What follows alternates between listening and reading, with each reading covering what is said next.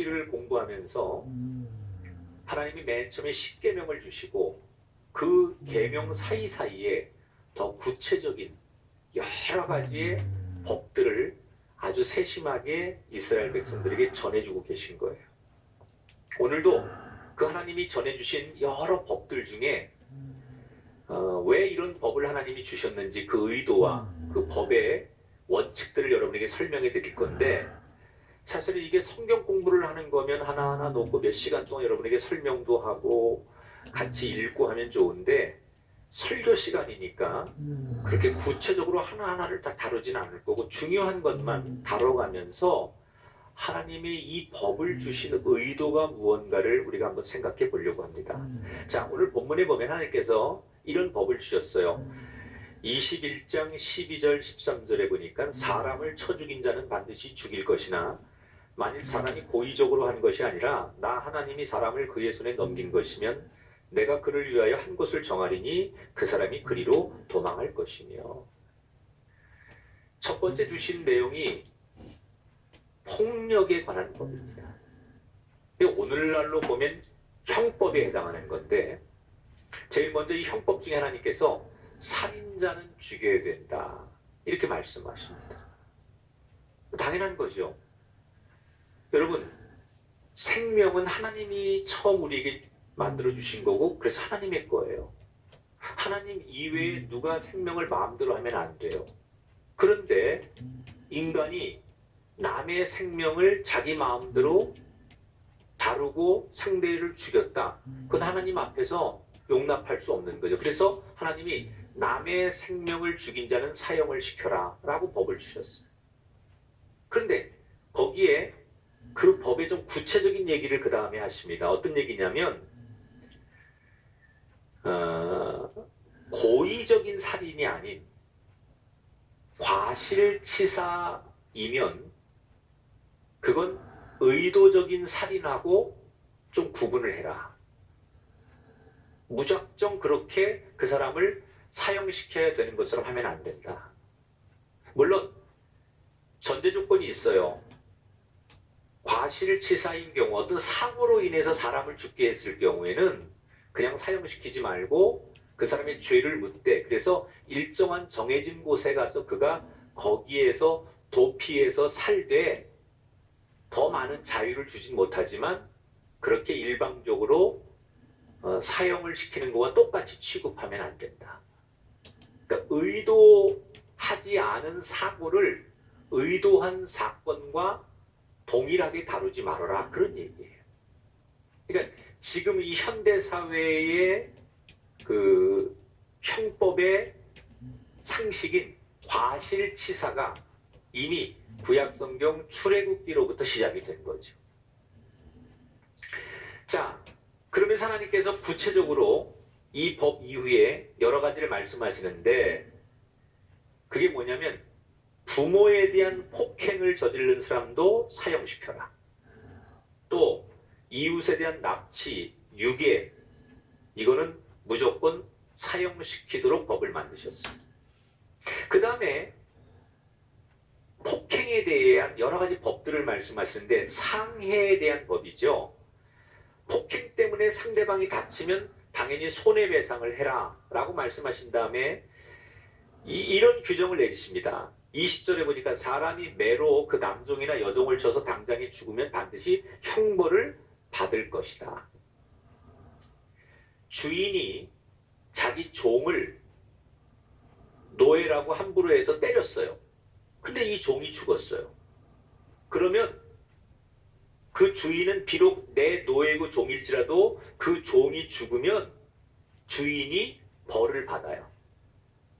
성경에는 어떤 벌을 받는지는 안 나와 있지만 랍비들의 문헌에 보면 비록 종을 죽인 주인이 내 종이니까 괜찮아 그러지 않고 그런 주인에겐 참수형을 내렸다라는 기록이 있어요. 근데 이게 여러분 굉장히 파격적인 법입니다. 왜냐하면 당시에는 이 종은 어떤 개념이냐면 주인의 소유물이에요. 돈을 주면 얼마든지 노예들을 살 수 있어요. 그래서 물건 다룰 수 있고 내 마음대로 할 수 있다고 모든 사람들이 생각하는 그런 때예요. 그런데 하나님께서 어느 날 법을 만들어 주셨는데 인간들끼리는 뭐 윗사람이 있고 아랫사람이 있고 신분제도가 존재할지 모르지만 하나님 앞에서는 누구나 다 인간은 동일하다는 거예요. 그러니까 이게 그 당시 그들이 가지고 있던 주인은 종을 마음대로 소유하고 사고 팔 수 있다고 생각하는 그 당시의 상식에게는 이 법이 얼마나 파격적인 법이었는지 몰라요. 하나님 주신 법들이 얼마나 구체적인지 이런 법도 있어요. 임산부를 만약에 폭행을 해서 유산이 됐다든지 임산부가 다치게 되면 이것도 엄격하게 처벌을 해라. 또 이런 법도 있습니다. 주인이 노예의 눈을 다치게 하거나 이빨을 부러뜨리면 그 노예의 신분을 자유롭게 풀어줘라.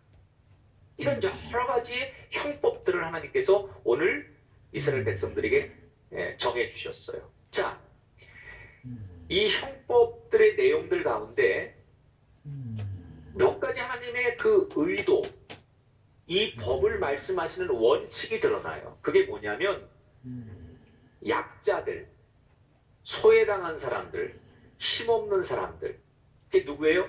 노예들이나 종이나 임산부, 이런 사람들의 인권을 보호하려고 하는 의도가 이 하나님이 주신 형법에 고스란히 드러나는 거예요. 아무리 내가 마음대로 할 수 있는 종이고 노예일지라도 힘없는 여자나 어린아이나 내지는 임산부 같은 사람들을 철저히 배려하고 그들을 존중하고 그들을 지키려고 하는 하나님의 마음이 이 법에 고스란히 드러나는 거예요. 근데 여러분, 이게 당시에 이스라엘 주변에 여러 나라들이 있었잖아요. 그 고대 근동의 많은 나라들 가운데 이스라엘보다 크고 문명적으로 앞서 있고 여러 가지 그 굉장히 질서가 있는 나라들이 많이 있었지만 어느 나라의 어떤 문서에도 이렇게 인권을 강조하는 법이 등장을 안 해요. 그러니까 유일하게 하나님이 주신 법에만 이렇게 인권을 강조하는 법이 등장하는 거예요. 그러니까 성경이 얼마나 앞서 있고 얼마나 대단한 그런 정말 질서가 있는 책인지를 이 성경을 공부하면 알 수 있는 거예요. 자, 이 형법에서 제일 중요한 원칙이 하나 있어요. 근데 이 원칙이 출애굽기에 처음 등장하는데 이게 얼마나 중요한지 레위기, 민수기에도 계속 나옵니다. 23절부터 25절에 나오는 얘기예요. 여러분 너무나 잘 아는 내용이죠. 눈에는 눈으로, 이는 이로, 손은 손으로, 발은 발로, 된 것은 된 것으로, 상하게 한 것은 상함으로, 때린 것은 때림으로 갚을지니라. 여러분 한 번쯤 다 이거 해보셨죠? 다 해봤잖아요. 눈에는 눈, 이에는 이. 여러분 다 해보셨죠? 응? 내가 당한 만큼 갚아줄 거야. 소위 이 전문용어로 동태복수법이라고 하는데 내가 당했으니까 성경에 그렇게 나오니까 이에는 이, 눈에는 눈, 당한 만큼 의무적으로 내가 되갚아도 돼 라는 정당화하는 말로 이 말을 여러분이 많이 써왔어요. 근데 이건 정말 하나님을 여러분이 오해하는 거예요. 하나님은 그런 의도로 말씀하신 게 아니에요. 어떤 뜻이냐면 과도한 복수를 하지 말라는 뜻으로 이 얘기를 하신 거예요. 사람들이 피해를 입으면 내 분이, 감정이 풀릴 때까지 보복하려고 해요. 근데 사람이라는 게 주관적이잖아요. 내가 당하는 아픔은 엄청 커 보이고 남이 당하는 아픔은 별로 커 보이지 않는 거예요.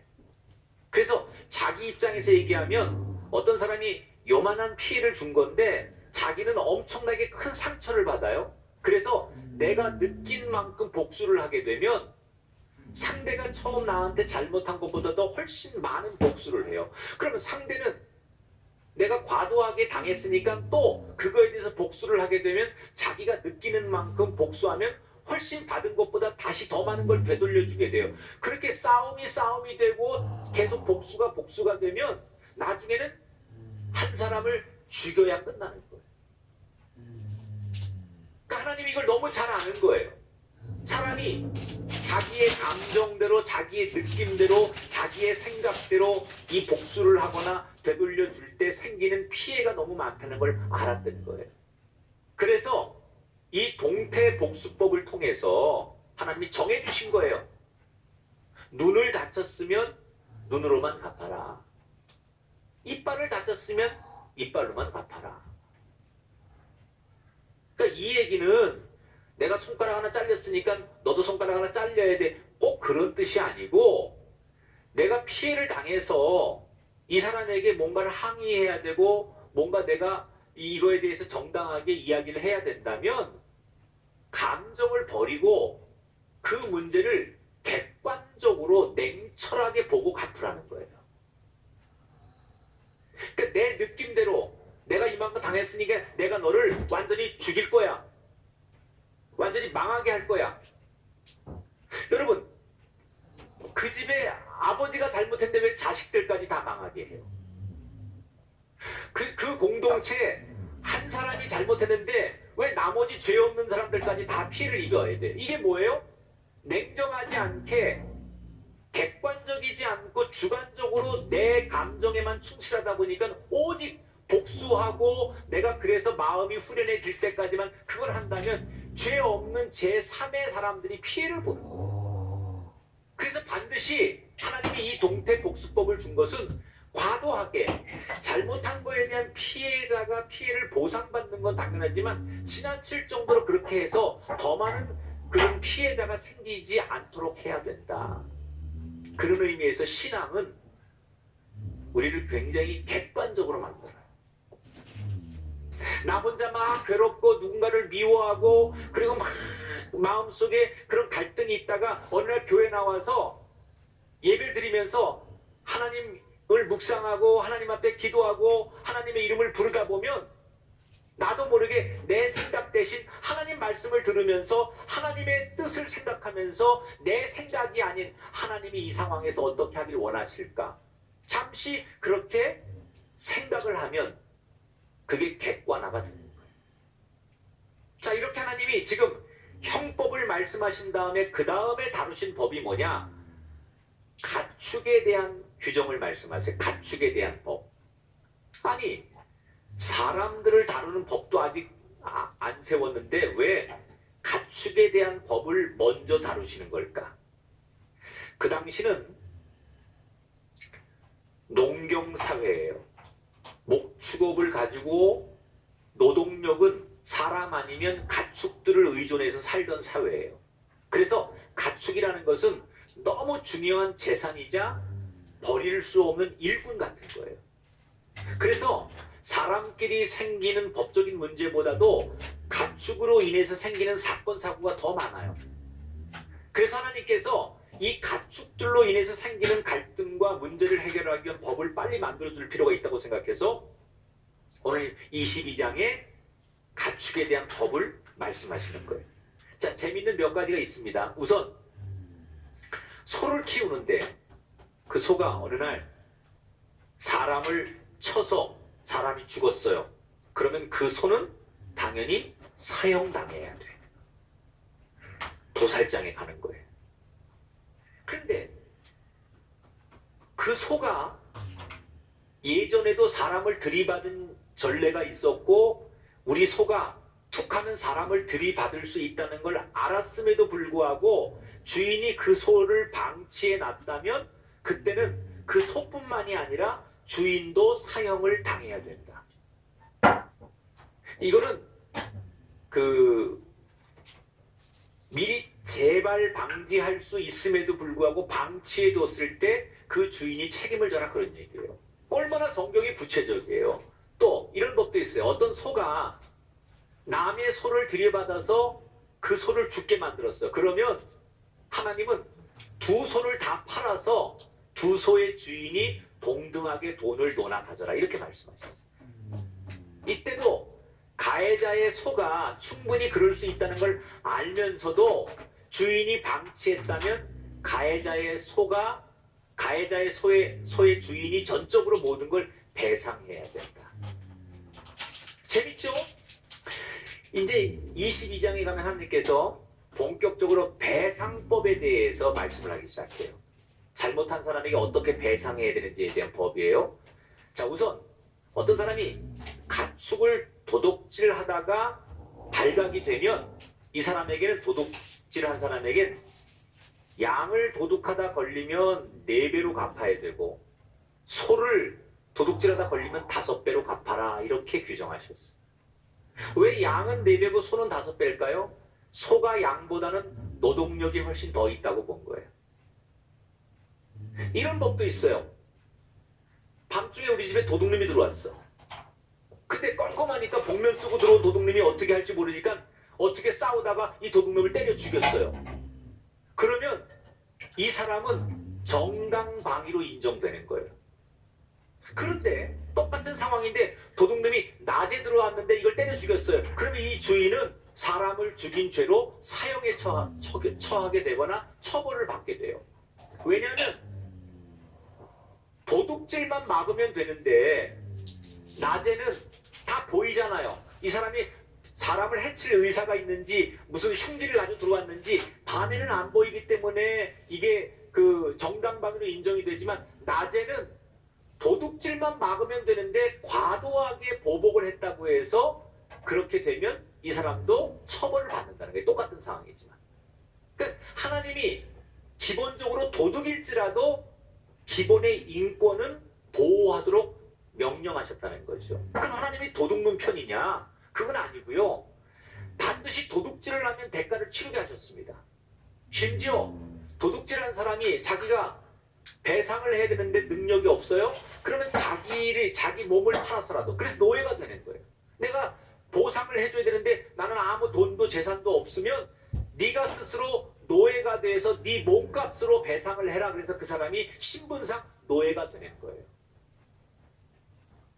자, 여기서 아주 중요한 거, 하나님은 모든 인간을 사랑하신다. 그런데 하나님이 모든 인간을 사랑한다고 해서 무작정 다 사랑이 용인해 주는 건 아니라는 거예요.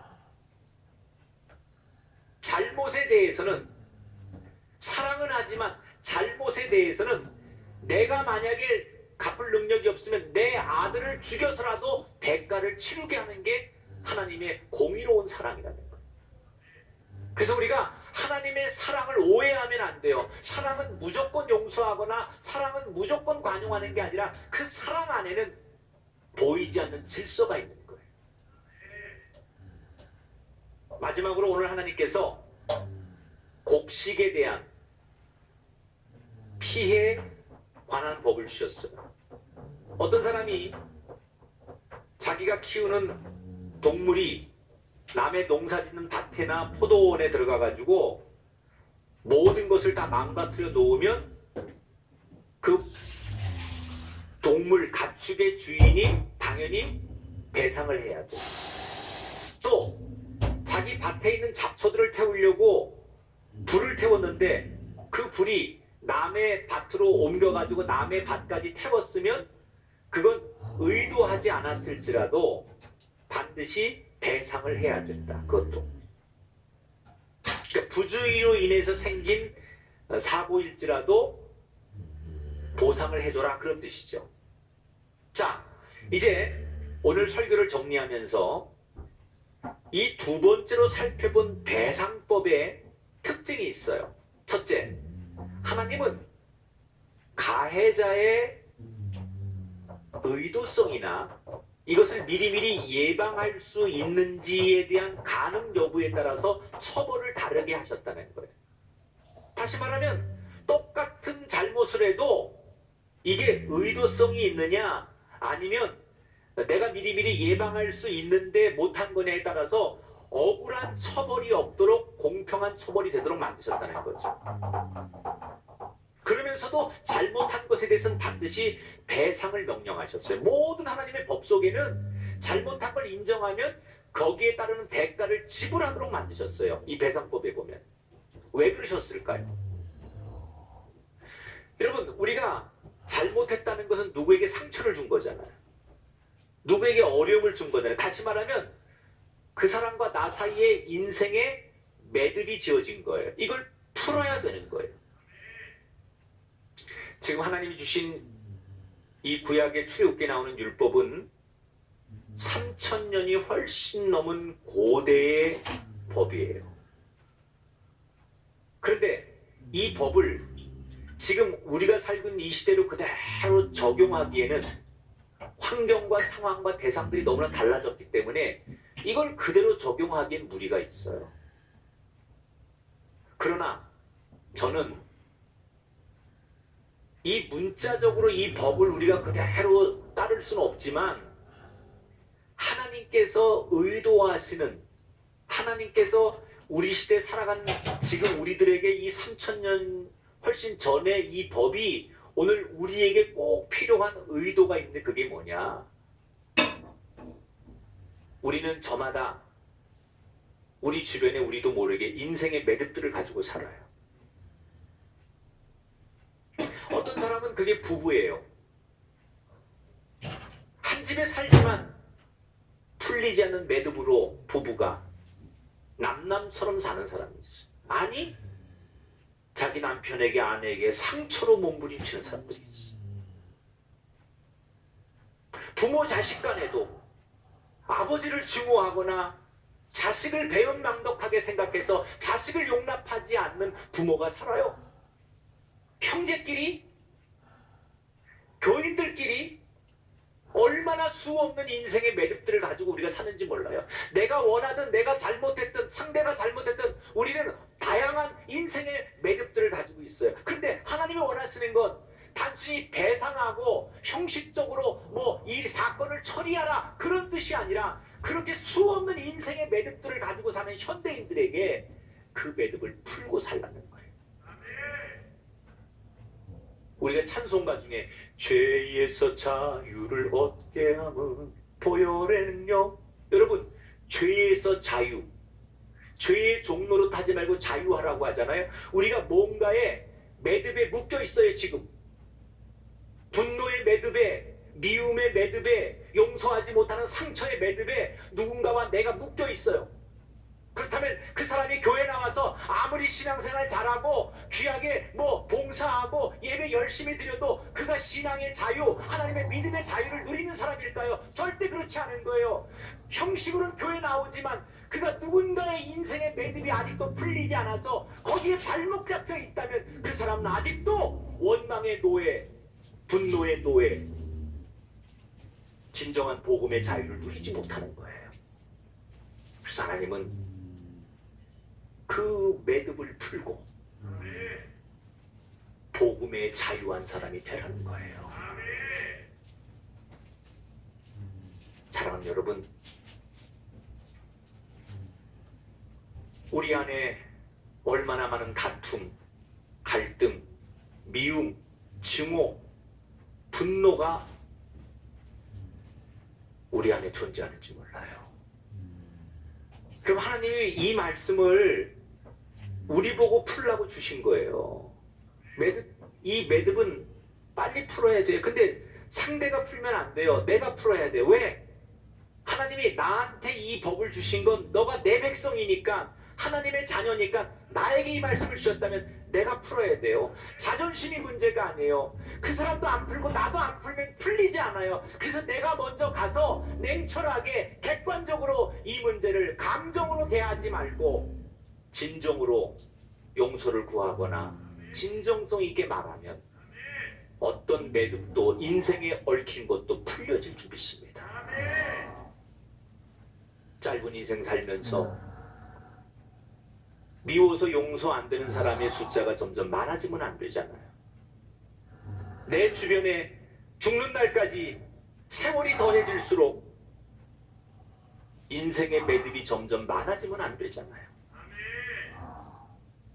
젊을 땐 그렇게 살았지만 나이 먹어갈수록 인생의 매듭이 하나하나 풀려서 언젠가 하나님 앞에 서기 전에 다 해결하고 갈 수 있는 그런 사람이 되어야 한다면, 오늘 말씀은 고리타분한 그 옛날 이스라엘 백성들이 주셨던 법이 아닌, 오늘 이 시대를 살아가는 나에게 가장 필요한 하나님의 사랑의 말씀이라는 것을 기억하시고, 이 말씀을 통해 자유함을 누리시고, 먼 훗날 여러분이 그때 그 말씀으로 내 인생에 많은 변화가 있었노라고 그렇게 말하는 축복의 말씀이 되시기를 주님의 이름으로 축원합니다.